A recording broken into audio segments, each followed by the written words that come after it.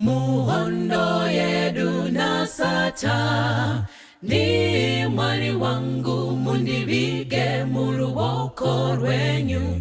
Jesu chete ndiye mtungami riwe hondo yeruponeso.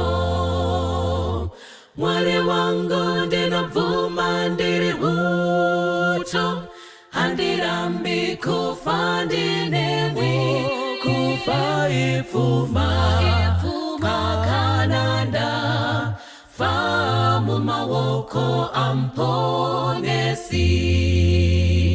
Mutungamiri wa Israel rindimi mwari munonzi Jehova wehondo.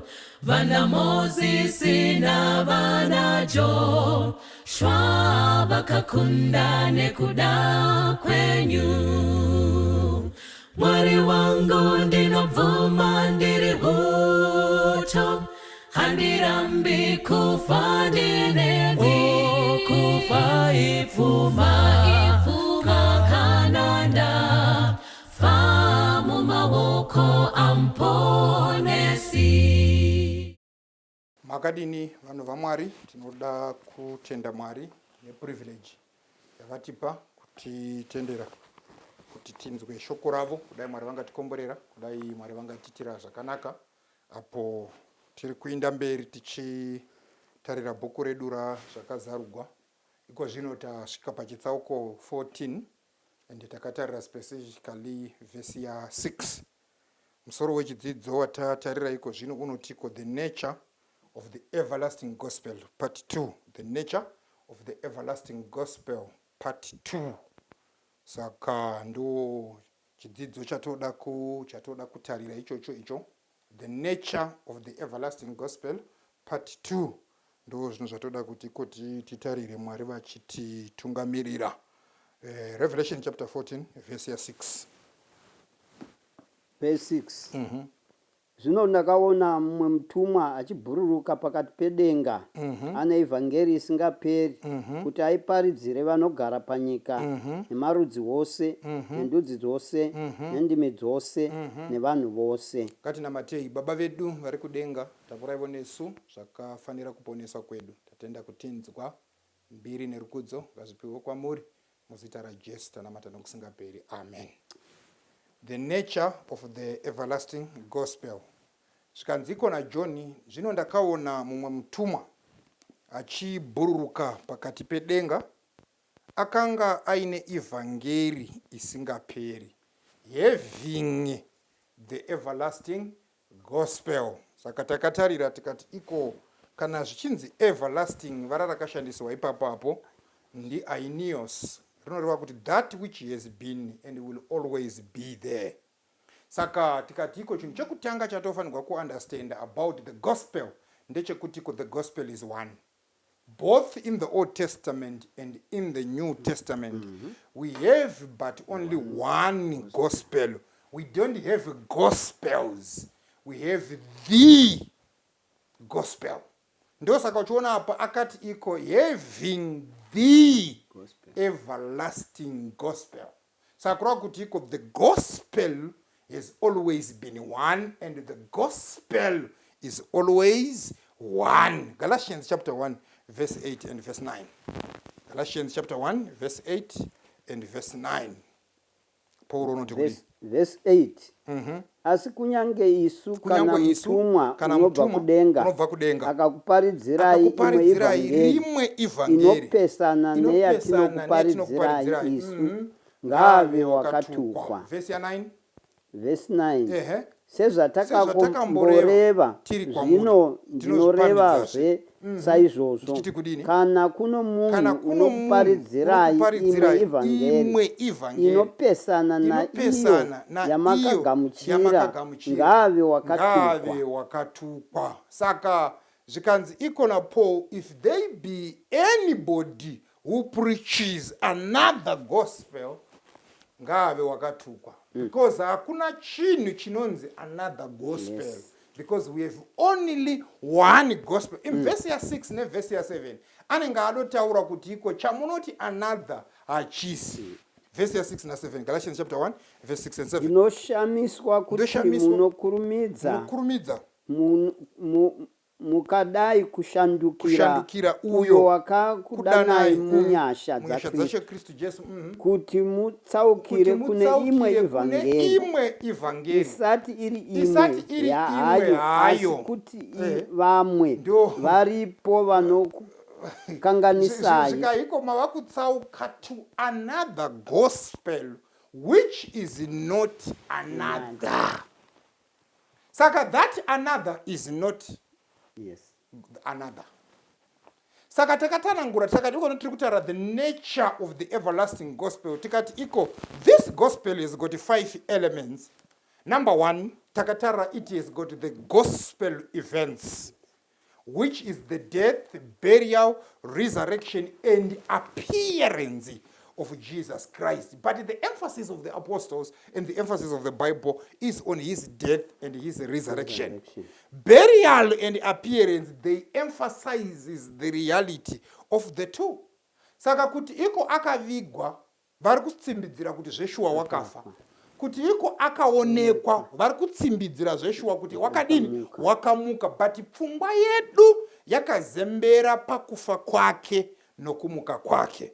And takatara tikati iko these events, they are not just historical events, but they are also saving events. He died for our sins and he was resurrected for our justification. Saka kufa kwake kune chokuita nezvivi zvedu, kumuka kwake kune chokuita nekururamiswa kwedu. So saka then tikabata isusu the gospel witnesses as the second nankire element of the gospel. Tikabata the gospel witnesses. Tikati iko the gospel witnesses is twofold. We have the Old Testament scriptures and the apostolic witnesses. Saka the Jesus that was being preached in Nana Paul is the same Jesus that was being prophesied by the Old Testament. Saka ukawawachinzi iko from those scriptures they preached Jesus. Usafunga kuti iko New Testament. Kwa kusati kwava ni New Testament yakanga yanyogwa. What the apostle preached, they preached Jesus from the Old Testament. Saka the Old Testament testifies about Jesus. It testifies about the gospel also. Saka we have a twofold witness to this gospel, the Old Testament scriptures and the New Testament scriptures. What yakanga iri apostolic witness. Saka Jesu wakasiya wati kuvakomana ava, you are my witnesses. You are my witnesses. So they became witnesses. Number 3, toda kutitare the gospel affirmations. The gospel affirmations. What is it? Church inonzi iko the gospel affirmation. What do? These affirmations, they center on Jesus Christ. What he did and what he is today. So this historical Christ is also the contemporary Christ. Saka the fundamental affirmations of the New Testament, ndeye kuti iko Christ Jesus is Lord. Ndo chino chinosimbisiwa ne New Testament icho chocho. Kuti iko the Christ is what? Yes, the Lord. Romans chapter 10, verse 9. Kuti kana uchipupura nomuromo wako kuti kudini, kuti Jesu ndiye Ishe, nokutenda mmoyo mako kuti Mwari wakamumutsa kuvakafa uchaponeswa. Saka Paul unoti iko you must believe and testify with your mouth kuti iko Mwari Jesu ndishe. Makateraka? Saka zvikaye futi utende kuti Mwari wakamumutsa kuvakafa. Ndoda kuti muzive choni chikuti iko the end for which Christ died and rose again was to be made Lord. Nemhaka yei akafa, nemhaka yei akamutswa, wakamutswa kuti aveshe. Ndo saka Paul uchiti kana uchipupura nomuromo wako kuti Jesu Kristu ndishe uye kuti Mwari wakamumutsa kuvakafa, you are going to be saved. Because the gospel affirmations ndedzekuti iko Jesus is Lord. That's what the New Testament wants to teach us. Ukaona ukaverenga Bible rako New Testament ikabva isina kukudzidzisa kuti Christ is the Lord. Yakupotsa. Nemhaka yei akamutswa kuvakafa. Romans chapter 14 verse 9.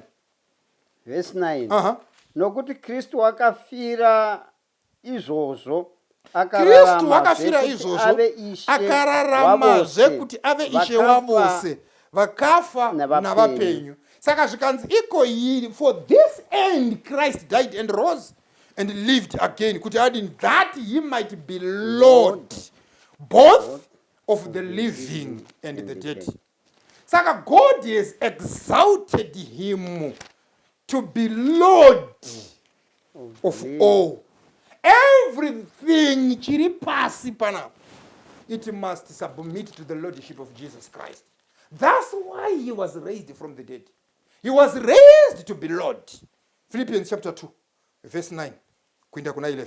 Saka Mwari wakamukudza, Mwari ndokumukudza Kristu, akamupa zita rinopfuura mazita ose, kuti kudini, kuti muzita ra Jesu mabvi ose apfugame, avari kudenga navari panyika pasi, nevari pasi penyika. Yes, kuti nendimi dzose dzibvumire kuti kudini, kuti Jesu Kristu ndishe, kukubwinya kwaMwari Baba, kuti Mwari Baba arumbidzwe. You see, zvikanzi iko tunangire Mwari wakamupa zita rinokunda mazita ose, zvikai kuti iko muzita raJesu ndimi dzose dzigone kubvumira, nemabvi ose agone kufugama. Kana afugama anobva atenda kuti Jesu ndiye She. Saka it is essentially a Christian affirmation. No one can make it except being led by the Holy Spirit. Makatera chechi, hakuna munhu anogona kutenda kuti Jesu ndishe asina kutungamirwa naMweya Mutsvene. When we hear them saying that Christ is the Lord, we know kuti the Holy Spirit is leading this person. 1 Corinthians chapter 12 verse 3. 1 Corinthians chapter 12 verse 3.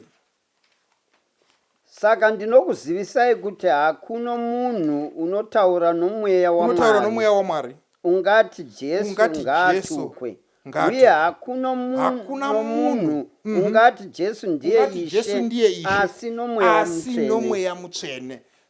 Saka it is only the Holy Spirit inogona kutungamirira munhu kuti ati Jesu ndiye Ishe.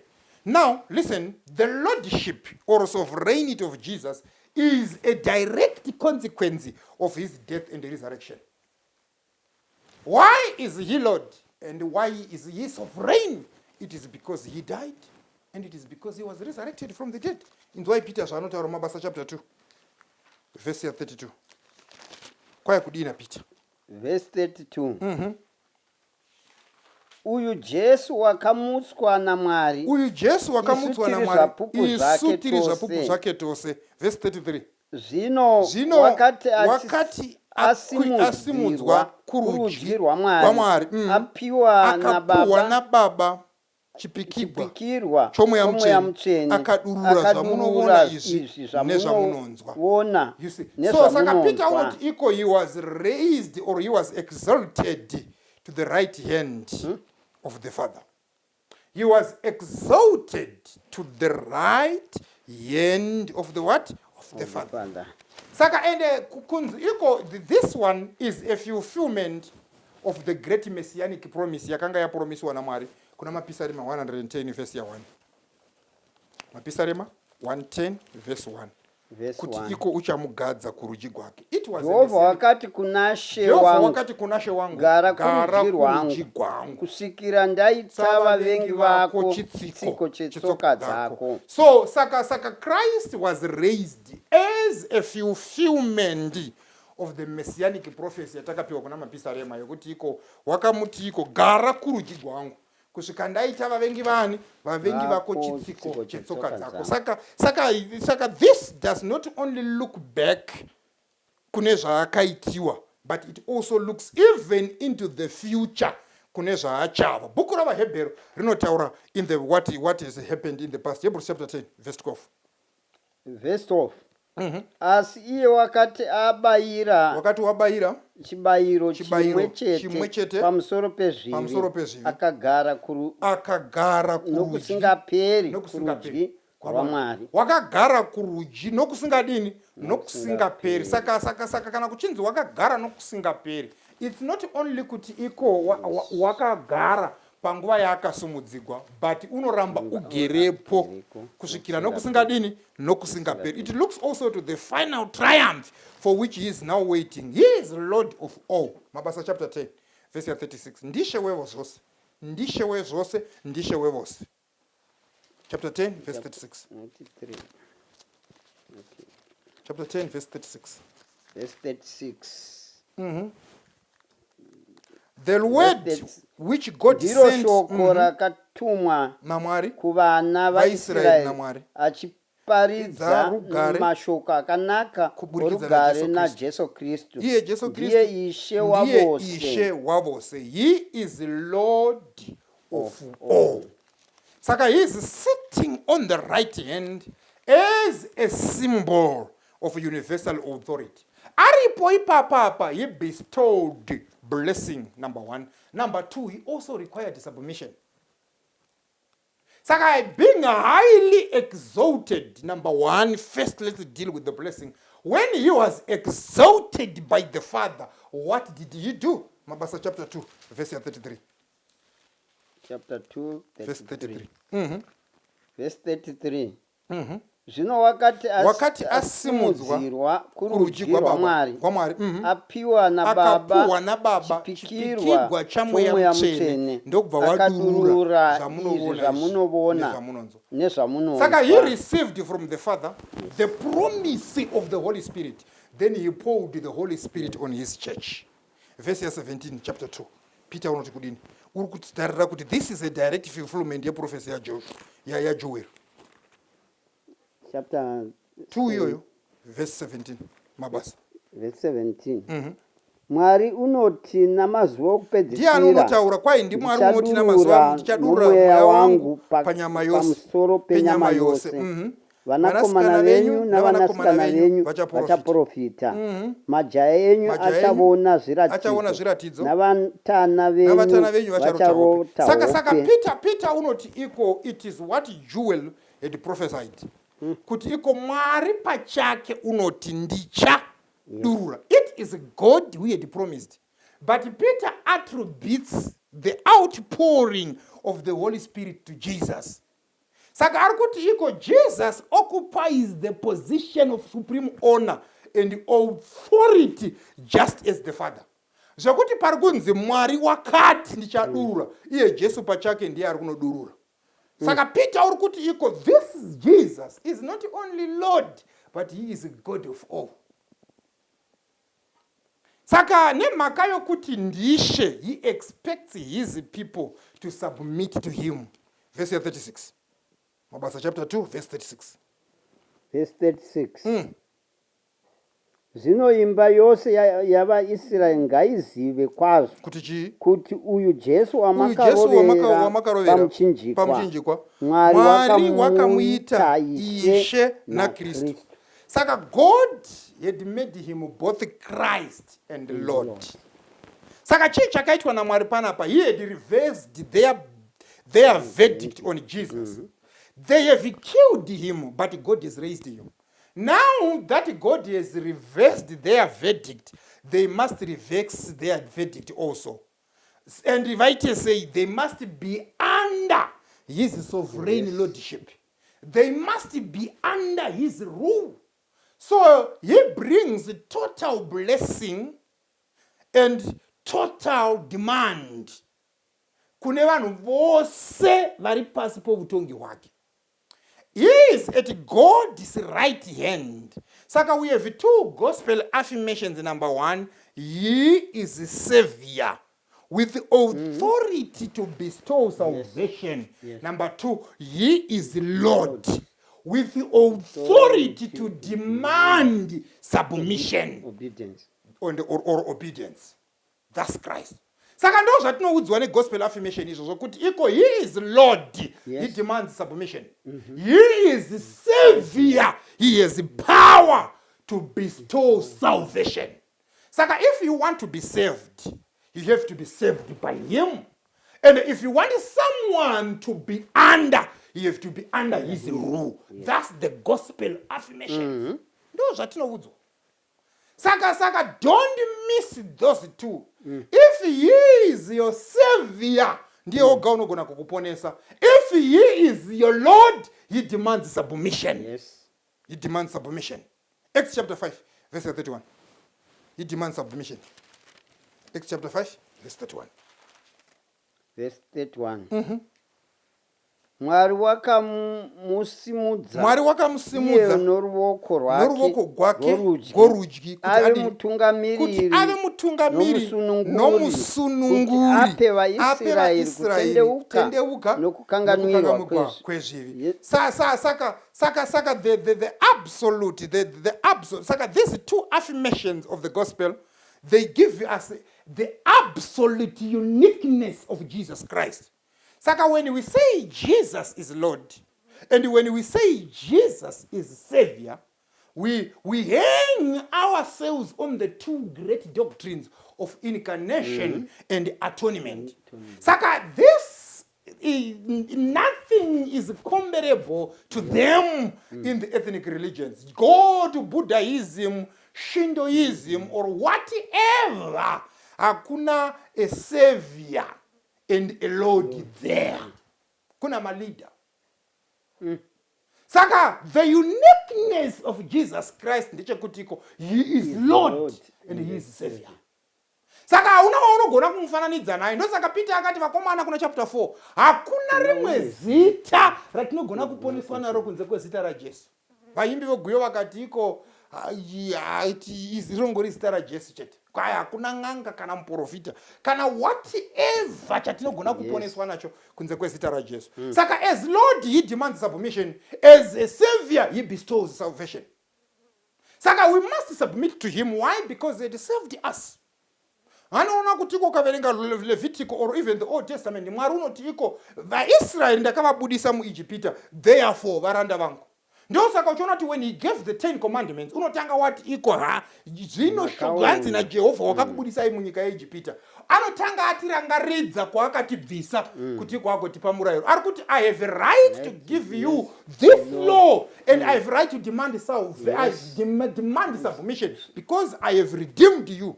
Saka Christ had redeemed us. Because he had redeemed us, he is qualified to be our Lord. He demands submission. Saka they want to be just saved by Christ, but they don't want to submit to his ruling. We must be under his authority. We must be under his rule. Who is a Christian? A Christian is a man who is under the rule of Christ. Is a man who has been saved by Christ. And why was he saved? He was saved to be under his rule. We were not saved to be autonomous, or we were not saved to be free. We were saved to be his servants. Number 4, the gospel promises. Saka we have the gospel events, we have the gospel witnesses, we have the gospel affirmations. Now we have the gospel promises. What does he offer and promises to those who come to him? What is this? Une 2 free gifts. That is what the gospel promises. Mabasa chapter 2, verse 38. 2 free gifts. Verse 38. Verse 38. Petro akati kwavari, tendeukai mumwe wenyu abhabhatidzwe nezita raJesu kana babhatidzwa. Unoitwa sei? Number 1, unokangamwigwa zvivi. Number 2, unogamuchira chipuwa chomweya mutsvene. Saka 2 free gifts of God. Number 1, remission of sins. And the gift of the Holy Spirit. Listen to this, church. Forgiveness of sin is an essential ingredient of the salvation offered in the gospel. Man's greatest need is forgiveness of sins. Because many had sinned. And the church anofanirwa kuita nezvivi zvaakaita, he cannot take them away. Ndosaka Jeremiah 2:22 uchiti kunyange mukageza nehisopi zvivi zvenyu zvakaita segwapa pamberi pangu. Saka man cannot cleanse himself from sin. Saka what does he need? He needs somebody to forgive him those sins. And what does the gospel offer? It offers the remission of sins. Luke chapter 24, verse 47. Luke 24, verse 47. What did the gospel promise?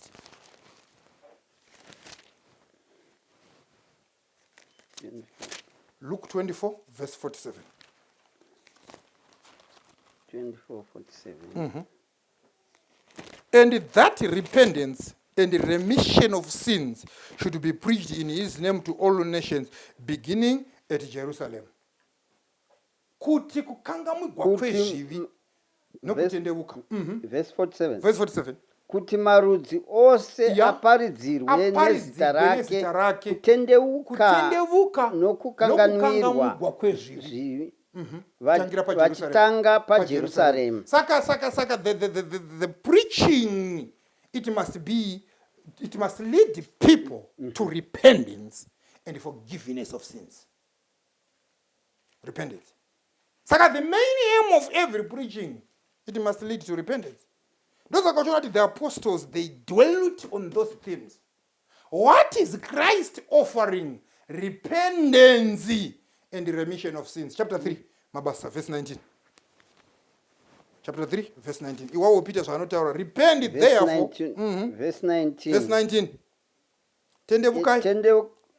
Naizvozvo tendeukai mudzoke kuti zvivi zvenyu zvidzimwe kuti nguva dzokusimbiswa dzinobva kuna She dzisvike. Zvikaitendeukai mudzoke kuti zvivi zvenyu zvidzimwe. Man's greatest problem is sin. Yes. Chapter 10, verse 43. Mabasa. 10:43. Peter unoudza chii Cornelius?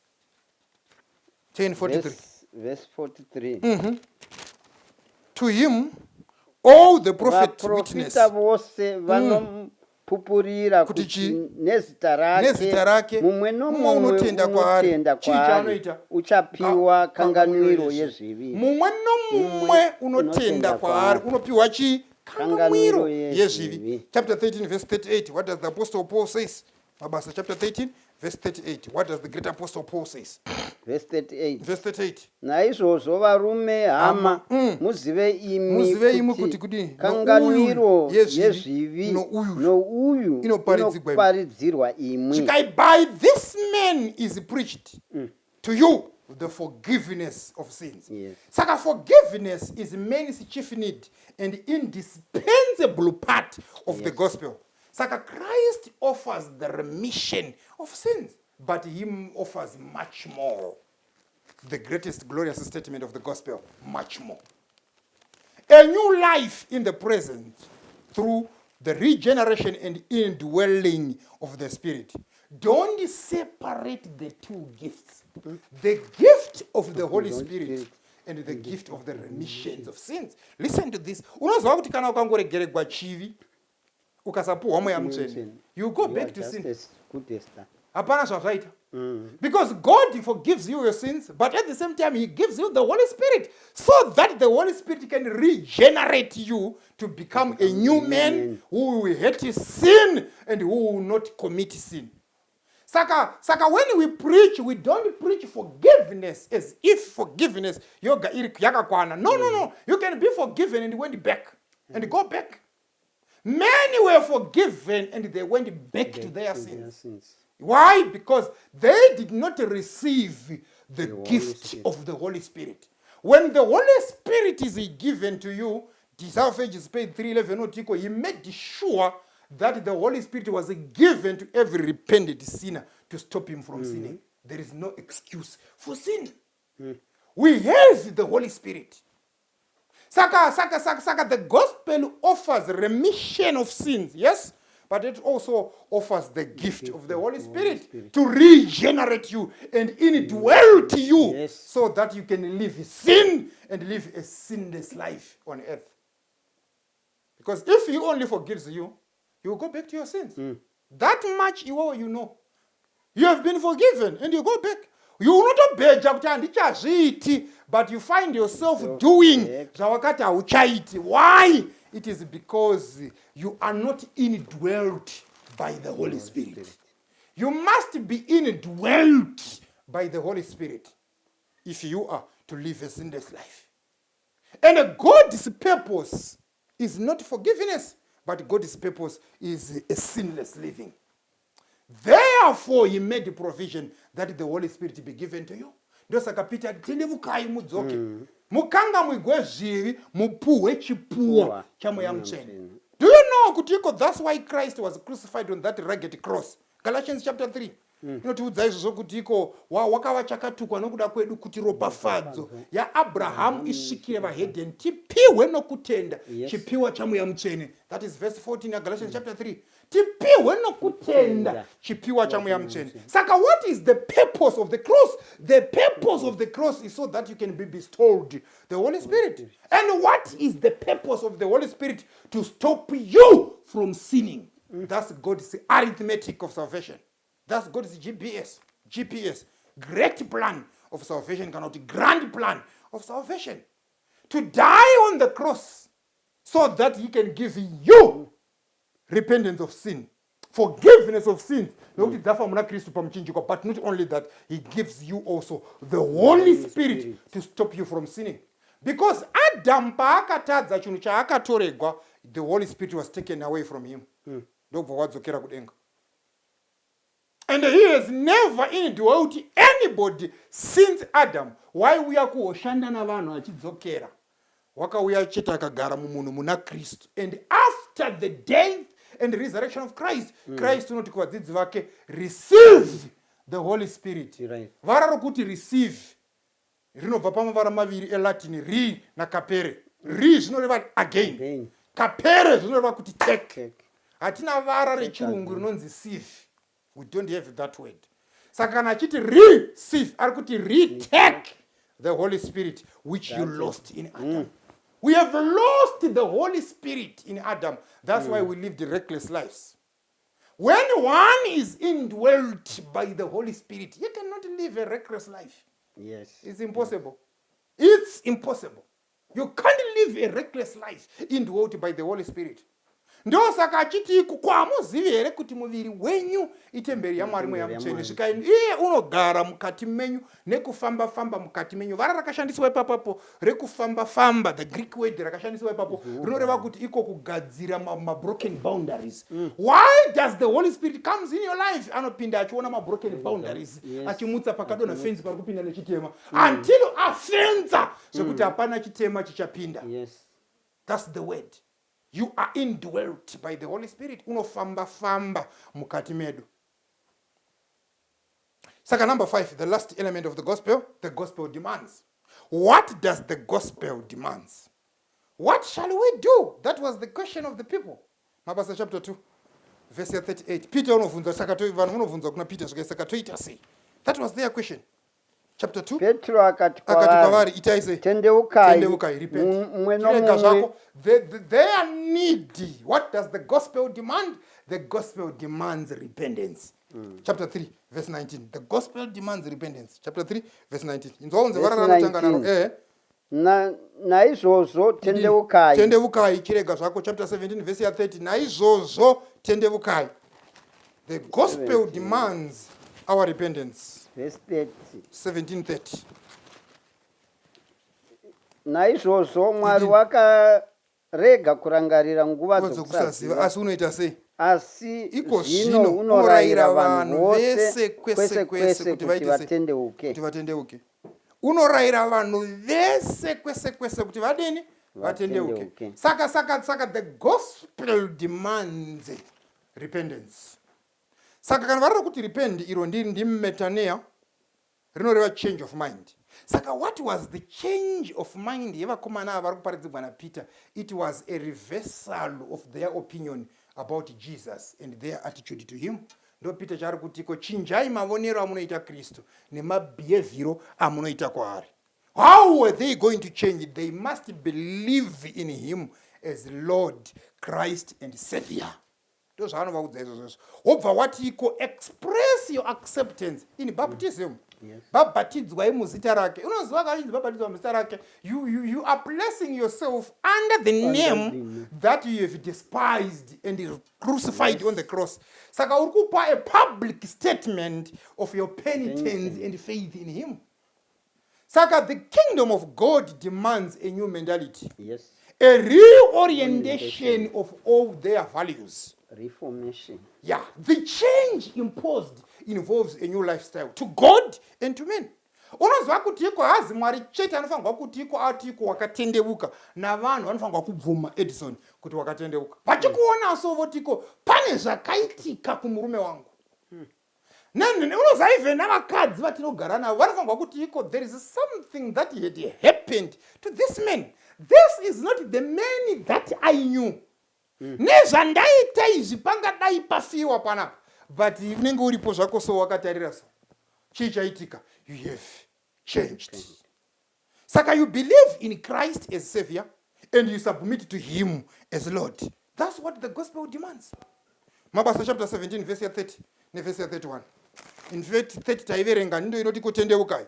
Nemhaka iyi tichifanirwa kutendeuka. Chii Mwari chaaka anexa pakutendeuka? Verse 31. Nokuti wakatara zuva. Kana ukasatendeuka Mwari wakatara zuva raachatonga nyika nokururama. Nomurume waakazodza akasimbisa shoko iroro paakamumutsa kuna vose pakumutsa. Saka Paul unoti kuvarume tendeukai imi vanhu vepaAthens nemhaka iyi because Mwari wakatara zuva raachatonga naro nyika nemurume waakazodza akasimbisa shoko iroro nokumutsa kuvakafa. Saka why must we repent? Because God has appointed a judge. If you don't repent, you will be judged. Chapter 10, verse 42. Mabasa 10, 42. Verse 42. Kwaya kudina na Peter. Akatirayira kuti tiparidzire vanhu nokupupura kwazvo kuti ndiye wakagadzwa naMwari kuti ave mutongi wevapenyu nevakafa. Ave mutongi wavapenyu navakafa. Saka if you don't submit yourself to the demands of the gospel, He will judge you. Saka listen, Christ is not only Savior, He is also Lord. He is not only the Lord, He is also Judge.